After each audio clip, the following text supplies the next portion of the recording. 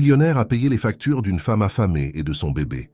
Quelques jours plus tard, elle les a vus déposer des fleurs sur la tombe de son fils décédé. L'hiver parisien mordait la peau avec son vent glacial. Et Claire, Moreau resserra son manteau de laine autour de son corps en descendant de sa voiture. Elle n'avait aucune raison particulière de s'arrêter dans cette petite boulangerie de quartier. Ses domestiques se chargeaient habituellement de ses repas, mais une envie soudaine de pain chaud l'avait poussée à entrer. La cloche de la porte tinta doucement à son passage et une vague de chaleur parfumée au beurre et à la farine l'accueillit. Elle observa rapidement la file devant le comptoir. Des travailleurs emmitouflés dans leurs manteaux, des étudiants discutant à voix basse, une vieille dame comptant sa monnaie avec précaution.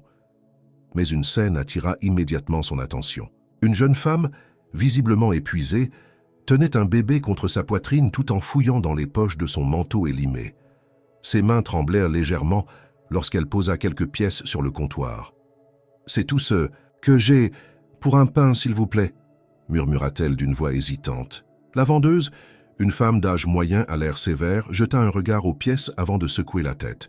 « Ce n'est pas assez, madame. »« Désolée. » Claire vit la panique traverser le visage de la jeune mère.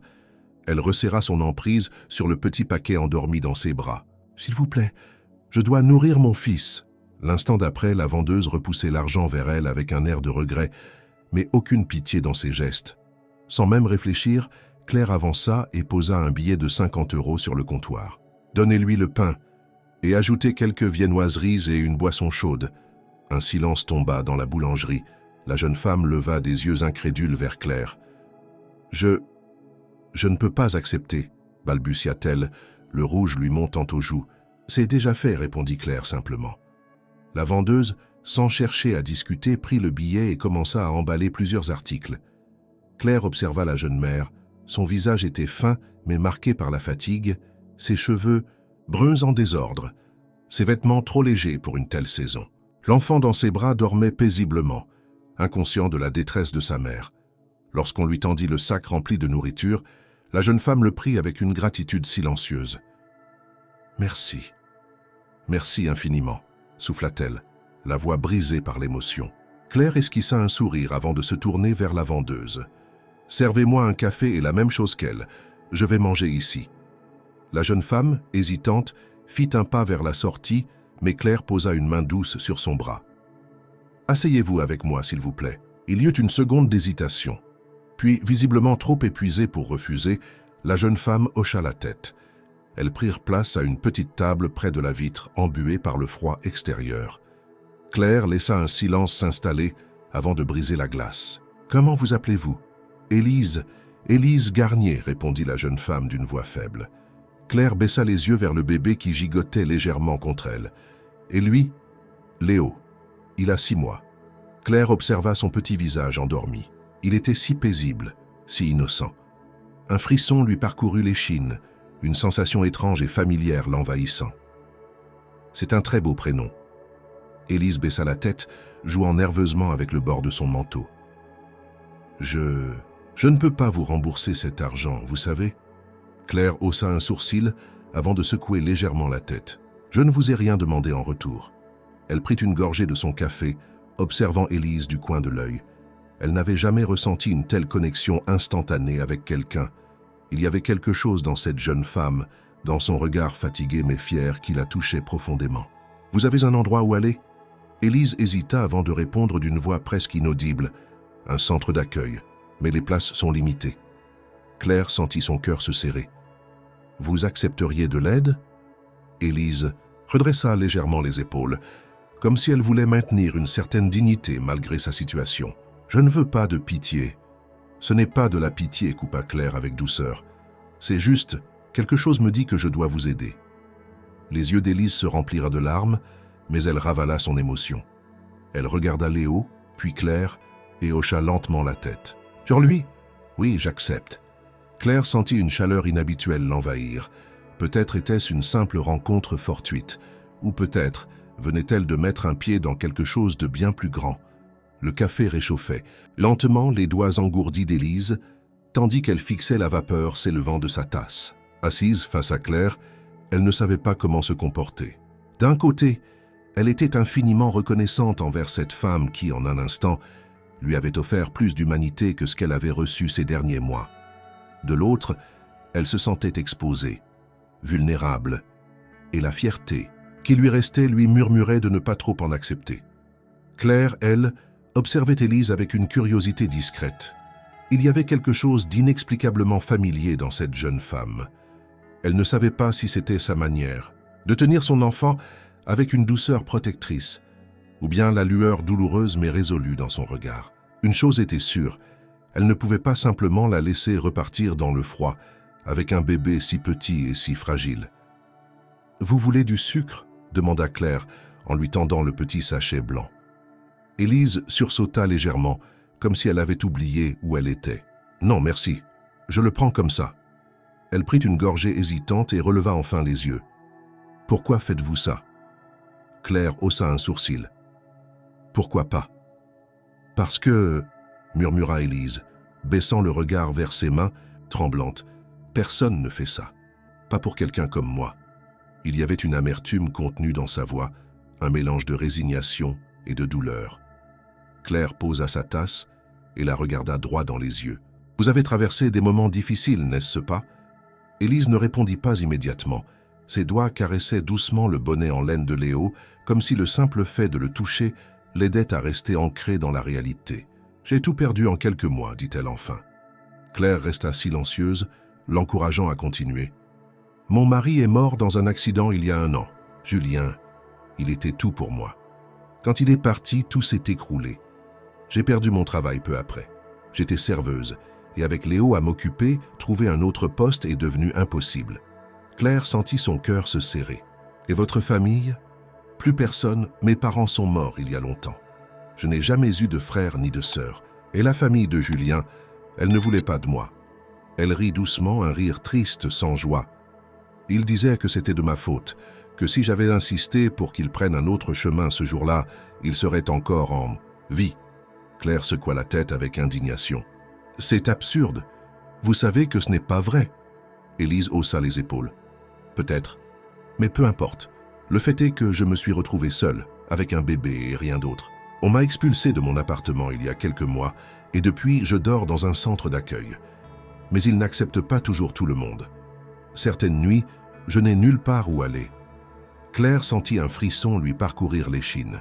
Elle imaginait cette jeune femme, errant dans les rues avec son enfant, affrontant le froid et l'indifférence. « Et Léo ? Il va bien ?» Élise hocha la tête avec un sourire tendre. « Il est fort, même si parfois, j'ai peur qu'il ne mange pas assez. » À ces mots, Claire sentit une émotion brute l'envahir.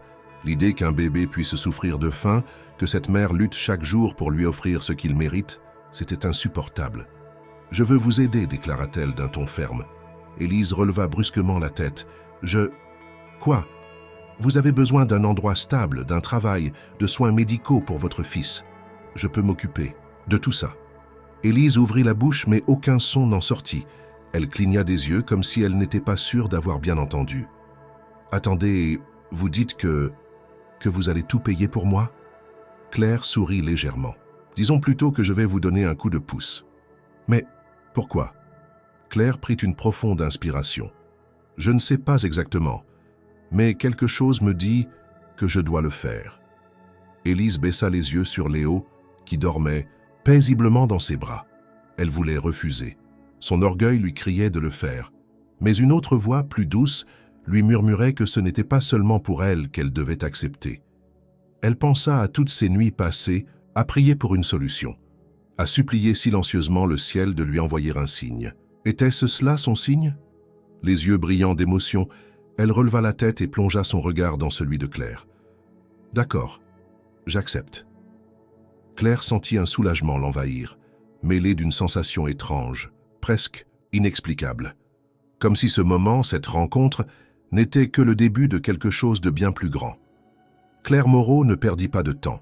Dès le lendemain matin, elle mit en œuvre son plan pour aider Élise et son fils. Il lui suffisait de quelques appels pour faire bouger les choses.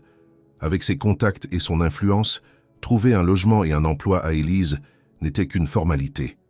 Mais pour Claire, ce n'était pas qu'une simple démarche de charité. C'était devenu une mission personnelle, un sentiment qu'elle n'avait pas ressenti depuis longtemps. Elle conduisit elle-même Élise jusqu'à un petit appartement qu'elle avait loué pour elle. Ce n'était pas un grand luxe, mais c'était un lieu chaleureux, propre et surtout sûr. L'intérieur était déjà meublé, un canapé confortable, une cuisine fonctionnelle et surtout une chambre pour Léo avec un petit berceau. Quand Élise poussa la porte et découvrit son nouveau chez-soi, elle resta figée sur le seuil. « C'est pour moi ?» Sa voix était à peine un souffle. « Oui », répondit simplement Claire. Elle posa les clés dans la main tremblante de la jeune femme. Élise entra lentement, comme si elle craignait que tout ceci ne disparaisse si elle faisait un mouvement trop brusque. Elle passa ses doigts sur le canapé, puis se dirigea vers la chambre du bébé. En voyant le berceau, elle porta une main à sa bouche, submergée par l'émotion. « Je ne sais pas comment vous remercier. » Claire s'approcha doucement. « Vous n'avez pas besoin de me remercier. » Élise secoua la tête, des larmes coulant sur ses joues. « Si vous ne comprenez pas, depuis des mois, je n'avais plus d'espoir. Je vivais chaque jour en me demandant comment je ferais pour survivre le lendemain. Et maintenant, » elle caressa doucement la couverture en laine du berceau. « Maintenant, Léo a un lit à lui. » Claire sentit une boule se former dans sa gorge. Il mérite un endroit où grandir en sécurité, vous aussi. Elles restèrent un moment silencieuses, chacune absorbée par ses émotions. Puis Claire reprit la parole. « Ce n'est pas tout. J'ai aussi trouvé un travail pour vous. » Élise se tourna brusquement, les yeux écarquillés. « Un travail ? Oui, une amie à moi possède une boutique de fleurs à quelques rues d'ici. Elle cherche une assistante. Rien de trop compliqué, mais cela vous permettra d'avoir un revenu et de retrouver une certaine indépendance. » Élise ouvrit la bouche pour protester, mais Claire leva une main. « Je sais que vous ne voulez pas d'aumône. C'est un vrai emploi, payé correctement. Vous n'aurez qu'à faire de votre mieux. » La jeune femme resta silencieuse quelques instants, comme si elle pesait le pour et le contre. Finalement, elle hocha lentement la tête. « Je veux essayer. » Claire sourit. « Parfait.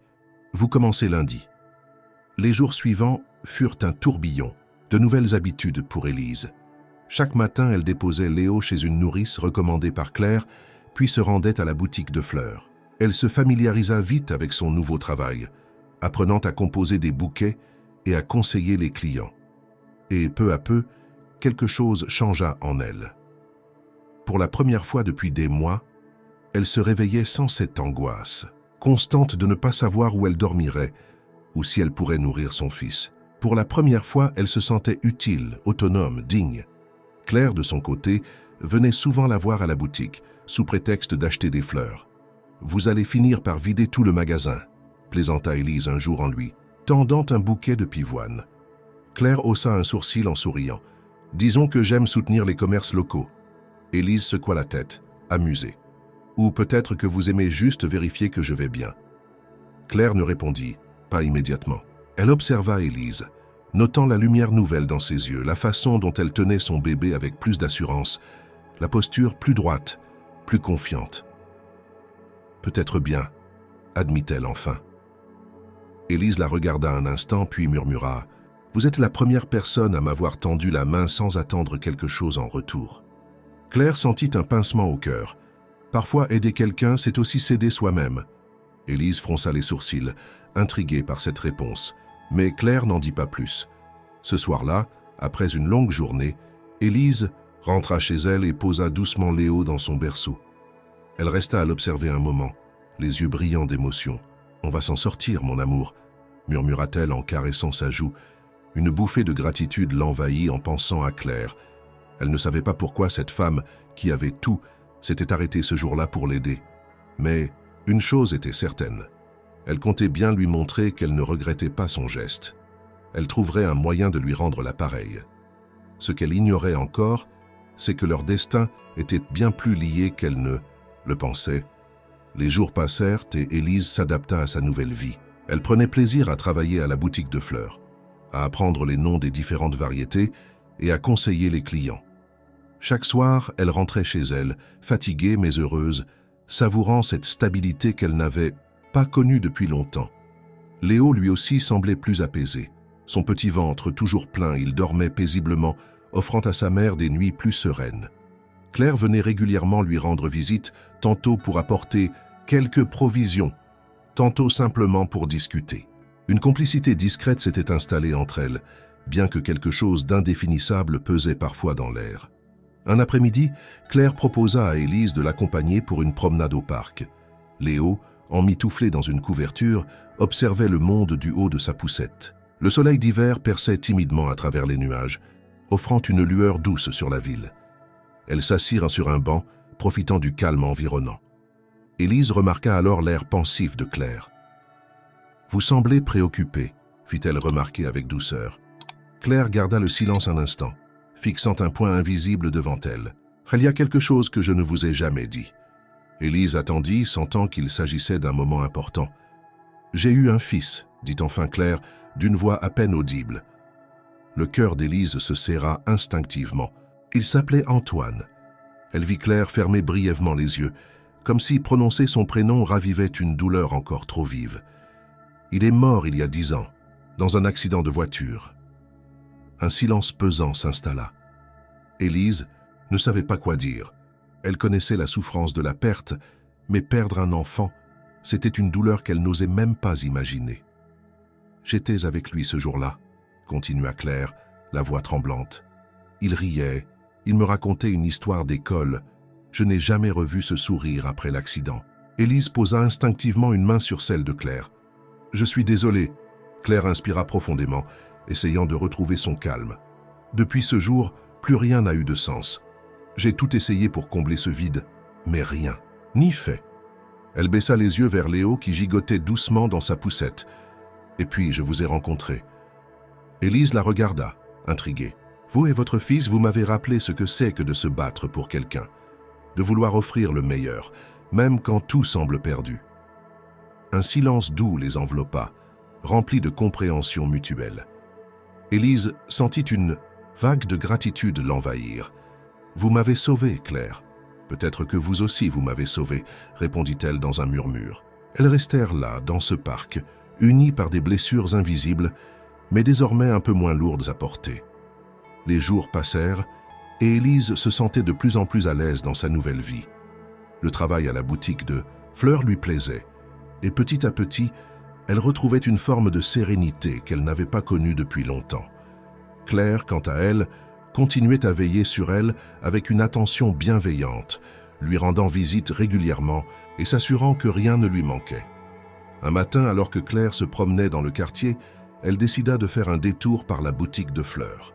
Elle aimait voir Élise évoluer dans cet environnement, plus épanouie, plus confiante.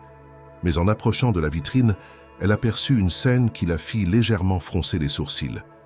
Élise était debout derrière le comptoir, examinant un bouquet de lys blanc avec un soin particulier. Elle les touchait du bout des doigts, comme si ces fleurs avaient une importance particulière. Claire poussa la porte et la clochette tinta doucement. Élise releva immédiatement la tête et lui adressa un sourire. « Vous êtes encore venu acheter des fleurs ?»« Peut-être, » répondit Claire en s'approchant. « Mais surtout, je passais vous voir. » Elle jeta un regard au bouquet que la jeune femme tenait encore dans ses mains. « Ce sont des lys blancs ?» Élise hocha la tête. « Oui, j'aime beaucoup ces fleurs. Elles dégagent une sorte de paix. Vous ne trouvez pas ?» Claire les observa un instant, son esprit s'agitant imperceptiblement. « Ils sont souvent associés au deuil, » fit-elle remarquer. « Je sais. » Élise sembla hésiter avant d'ajouter « Je les achète chaque semaine. » Claire sentit un léger frisson lui parcourir l'échine. « Chaque semaine? Pour qui ?» Élise détourna un instant le regard, comme si elle pesait ses mots. « Pour quelqu'un de spécial. » Elle ne développa pas davantage, et Claire sentit une étrange sensation lui nouer la gorge. « Je vois, » murmura-t-elle. Elle voulut ajouter quelque chose, mais Élise détourna habilement la conversation en lui montrant d'autres compositions florales. Claire joua le jeu, mais au fond d'elle, un sentiment diffus de malaise persistait. Ce n'était peut-être rien, un simple geste, une habitude personnelle d'Élise. Et pourtant, elle ne pouvait s'empêcher de penser que ces lys blancs, si soigneusement choisis, cachaient un lien qu'elle n'avait pas encore compris. Ce dimanche matin-là, Claire se réveilla avec un étrange pressentiment. Depuis sa conversation avec Élise sur les lys blancs, une sensation indéfinissable lui pesait sur la poitrine. Elle tenta d'ignorer ce sentiment en s'occupant de ses affaires, mais l'idée la poursuivait. Finalement, elle décida de suivre son instinct. Elle enfila un manteau chaud et quitta son appartement pour se rendre au cimetière où reposait son fils, Antoine. C'était un rituel qu'elle respectait presque mécaniquement depuis 10 ans, une habitude douloureuse, mais nécessaire.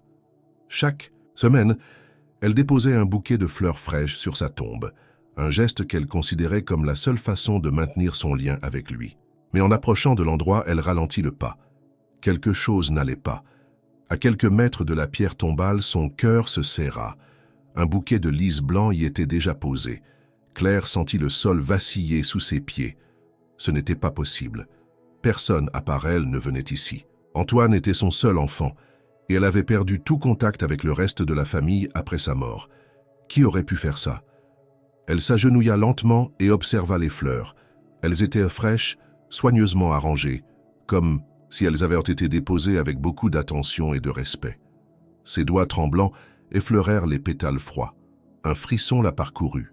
Ses pensées se tournèrent immédiatement vers Élise, les lys blancs, ces bouquets qu'elle achetait chaque semaine pour quelqu'un de spécial. Claire se releva brusquement, son cœur battant à tout rompre.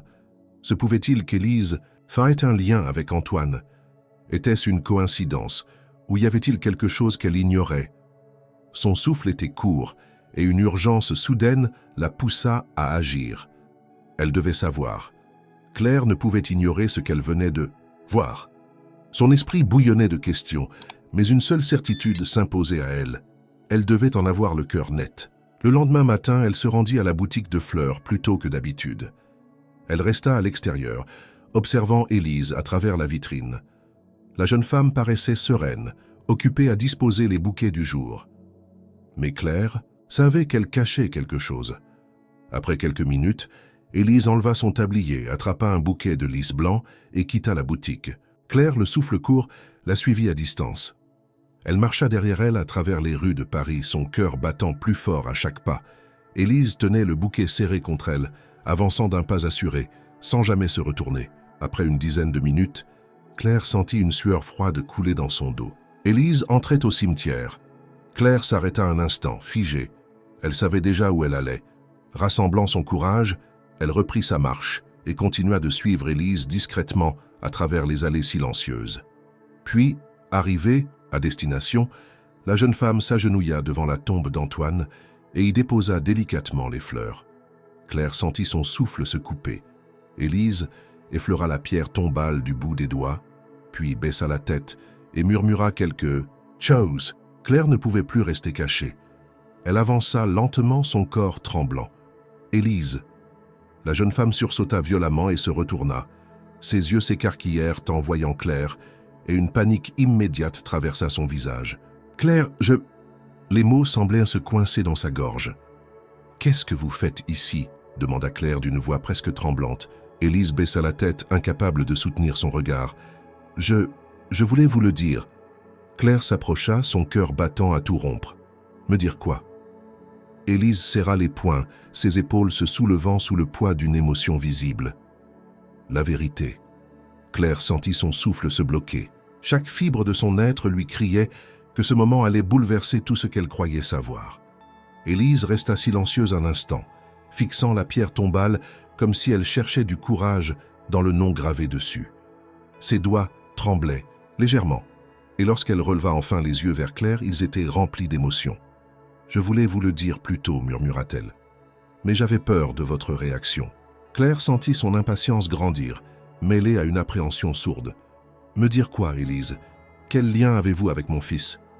Élise prit une profonde inspiration, comme si elle s'apprêtait à franchir une frontière invisible. « Mon mari, Julien, il connaissait Antoine. » Claire cligna des yeux, déstabilisée. « Quoi ?» Julien et Antoine étaient amis quand ils étaient enfants. Ils étaient inséparables. Julien me parlait souvent de lui, même des années après sa mort.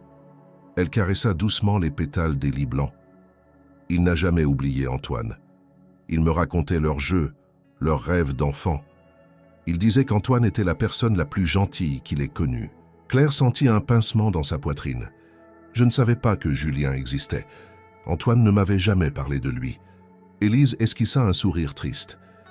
Ils se voyaient surtout à l'école. Julien m'a dit que vous étiez souvent occupé avec votre travail. Peut-être qu'Antoine ne voulait pas vous embêter avec ça. Claire détourna le regard, sentant une vague de culpabilité l'envahir. « Et ces fleurs ?» demanda-t-elle, sa voix plus douce. « Avant de mourir, Julien m'a demandé une chose. » Élise ferma brièvement les yeux, sa voix s'étouffant sous l'émotion. Il m'a dit « Si un jour tu en as l'occasion, mets des fleurs sur la tombe d'Antoine pour moi. Dis-lui que je ne l'ai jamais oublié. » Elle ravala un sanglot et secoua la tête. « Il est mort quelques mois plus tard. J'ai tenu ma promesse. » Claire posa une main sur sa bouche, submergée par l'émotion. Elle jeta un regard à la tombe, puis à Élise, et son cœur se serra d'une manière qu'elle n'aurait jamais imaginée. Pendant toutes ces années, elle avait cru être la seule à se souvenir d'Antoine, à porter le poids de son absence. Mais elle s'était trompée. Quelque part, un jeune garçon devenu homme avait continué à honorer sa mémoire. Et maintenant, une femme qu'elle avait aidée par pur instinct s'était avérée liée à lui d'une manière qu'elle n'aurait jamais pu anticiper. Les larmes lui montèrent aux yeux, mais cette fois, ce n'étaient pas des larmes de douleur. C'était autre chose, quelque chose de plus grand. Elle tendit une main tremblante vers Élise et lui serra doucement les doigts. « Merci » souffla-t-elle. Élise, bouleversée, serra sa main en retour. Dans le silence du cimetière, une nouvelle connexion venait de naître. Claire et Élise restèrent un long moment en silence devant la tombe d'Antoine. Le vent froid balayait doucement les feuilles mortes. Et malgré la gravité de l'instant, quelque chose dans l'air semblait plus léger, comme si un poids invisible venait de se dissiper. Claire avait toujours cru qu'elle était la seule à porter la mémoire de son fils, qu'avec sa mort, le monde l'avait oublié. Mais découvrir que Julien, cet ami dont elle ignorait l'existence, avait veillé sur ce souvenir jusqu'à son dernier souffle bouleversait tout ce qu'elle pensait savoir. Elle serra un peu plus la main d'Élise. « J'ai passé des années à croire que personne d'autre ne se souvenait d'Antoine, dit-elle enfin, que j'étais seule avec cette douleur. » Élise hocha la tête, les yeux brillants d'émotion. Julien parlait souvent de lui. Il disait qu'Antoine était un garçon exceptionnel. Après sa mort, il avait beaucoup de mal à en parler sans être submergé par l'émotion. Claire esquissa un sourire triste. C'était un enfant lumineux, curieux, gentil. Il avait ce don de rendre chaque moment plus beau. Elle se tourna vers Élise, son regard empli de gratitude. « Et maintenant, je sais qu'il n'a pas été oublié. » Élise ravala un sanglot et hocha doucement la tête. « Je suis désolée de ne pas vous l'avoir dit plus tôt. J'avais peur que ça vous fasse mal, que vous pensiez que je n'avais pas le droit de venir ici. » Claire inspira profondément avant de poser une main réconfortante sur l'épaule d'Élise. « Au contraire, je crois que vous étiez censé être ici. » Un silence doux s'installa entre elles, interrompu seulement par le bruit lointain des feuilles frémissant sous la brise hivernale. Puis, Claire observa Léo, endormi paisiblement dans sa poussette. « Il ressemble à son père ?» demanda-t-elle doucement. Élise sourit en essuyant une larme. « Beaucoup, mais il a mon sourire, je crois. » Claire s'agenouilla et tendit doucement la main vers le bébé, caressant son petit poing fermé. « Il a un bel avenir devant lui. Et je veux vous aider à le lui offrir. » Élise releva la tête, surprise. « Claire, vous avez déjà fait tellement... » « Non, » la coupa doucement Claire. « Ce n'est pas une dette, Élise.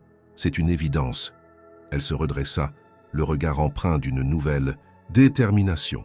« Et si nous faisions quelque chose de plus grand ?» Élise fronça les sourcils, intriguée. « Que voulez-vous dire ?» Claire tourna les yeux vers la tombe de son fils. « Pendant trop d'années, je me suis enfermée dans ma douleur. J'ai laissé mon chagrin me consumer sans jamais chercher à le transformer en quelque chose de beau. Mais aujourd'hui, je veux changer ça. » Elle se tourna de nouveau vers Élise, une lueur d'inspiration dans les yeux. « Si Julien tenait tant à honorer la mémoire d'Antoine, alors faisons-le ensemble. » Élise l'observa, ne sachant pas encore où elle voulait en venir.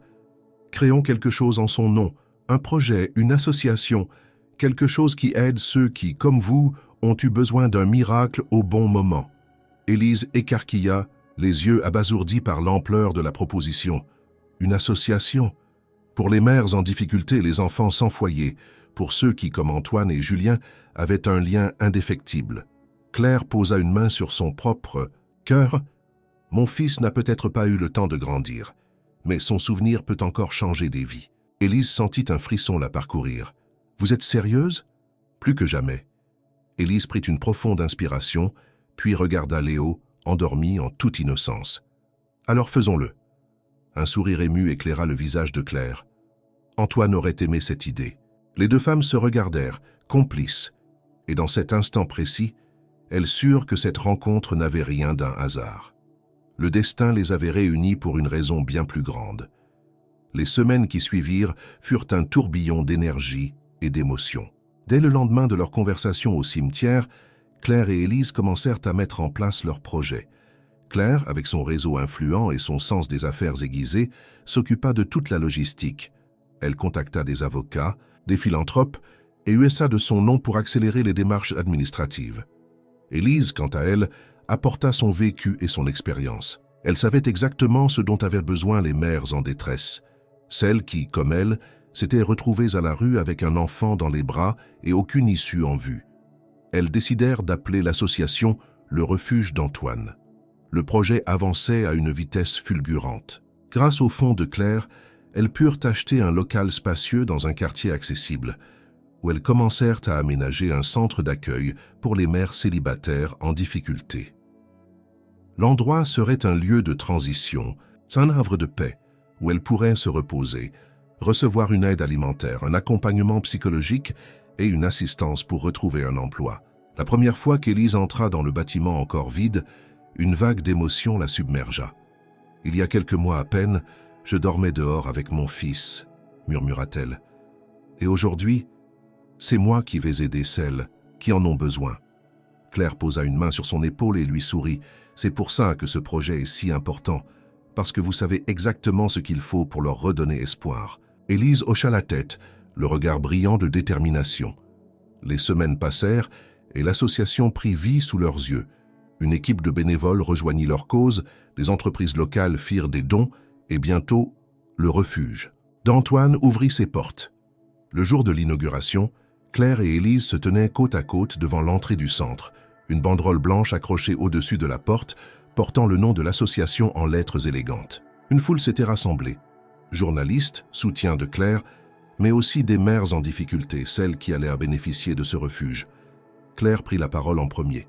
« Pendant longtemps, j'ai cru que j'avais perdu mon fils à jamais, dit-elle, la voix légèrement tremblante. Mais aujourd'hui, je comprends que son souvenir peut continuer d'exister à travers chacune des vies que nous allons aider ici. » Elle posa un regard ému sur Élise avant d'ajouter « Et tout cela, c'est grâce à une rencontre qui, je le crois, était écrite par le destin. » Élise prit une profonde inspiration et s'avança à son tour. « J'ai vécu ce que ces femmes traversent aujourd'hui. J'ai connu le froid des nuits dehors, la peur de ne pas pouvoir nourrir mon fils, le désespoir de ne voir aucune issue. Mais un jour, quelqu'un a tendu la main vers moi. Et aujourd'hui, je veux être celle qui tendra la main à d'autres. » L'émotion était palpable dans l'assemblée. Elles coupèrent ensemble le ruban rouge, ouvrant officiellement les portes du centre. À cet instant, Claire ressentit quelque chose qu'elle n'avait plus connu depuis 10 ans, un véritable sentiment de paix. Elle baissa les yeux vers Léo, qui observait la scène depuis sa poussette, innocent et insouciant. Un sourire tendre se dessina sur son visage. « Peut-être que l'amour qu'on croit perdu trouve toujours un moyen de revenir vers nous, » murmura-t-elle pour elle-même. Et pour la première fois depuis la disparition d'Antoine, Claire se sentit enfin complète.